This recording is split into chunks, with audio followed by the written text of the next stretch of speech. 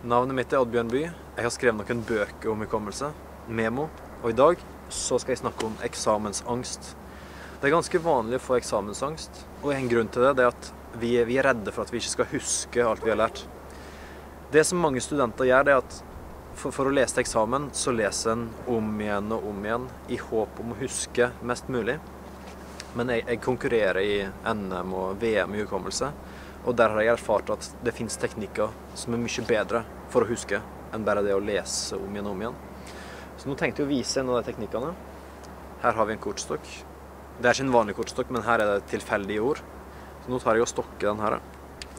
Og så skal jeg da prøve å huske de ordene som blir opplest nå. Vær så god.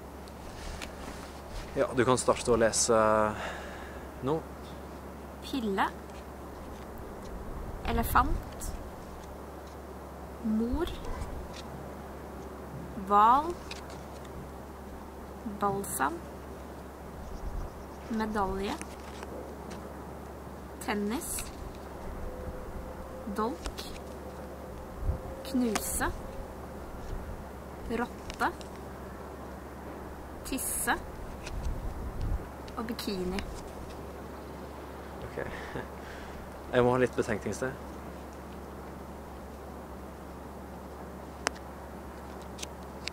Ja, nå skal jeg da prøve å huske de ordene som du leste opp. Pille. Elefant. Mor. Hval. Balsam. Medalje. Tennis. Dolk. Knuse. Rotte. Tisse. Og bikini.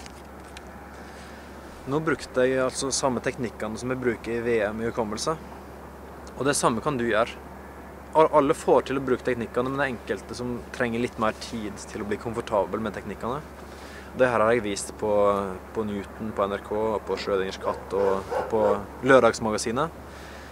Fordelen med den teknikken her, det er at du har større kontroll på hukommelsen. For eksempel, jeg kan jo teste meg selv til helga om jeg husker de ordene som ble opplest nå.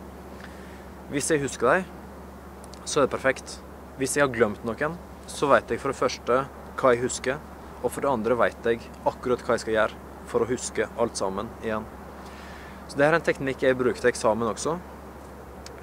Fordelen er da at jeg før eksamen, for eksempel kvelden før eksamen, så kan jeg sitte hjemme i sofaen i ro og mak, og så kan jeg teste meg selv om jeg husker for eksempel 200 nøkkelord eller 500 nøkkelord som jeg vil huske til eksamen.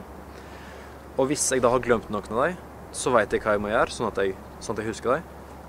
Sånn at da kan jeg gå inn i eksamenslokalet, sette meg ned på pulten og skrelle en klementiner, fordi at jeg vet at jeg kommer i alle fall ikke til å stryke, fordi at jeg kan 200 nøkkelord, eller 500 nøkkelord, som skal sørge for at jeg får fram det jeg har lært.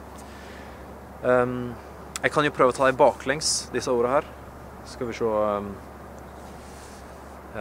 bikini, tisse, rotte, knuse, dolk, tennis, medalje, balsam,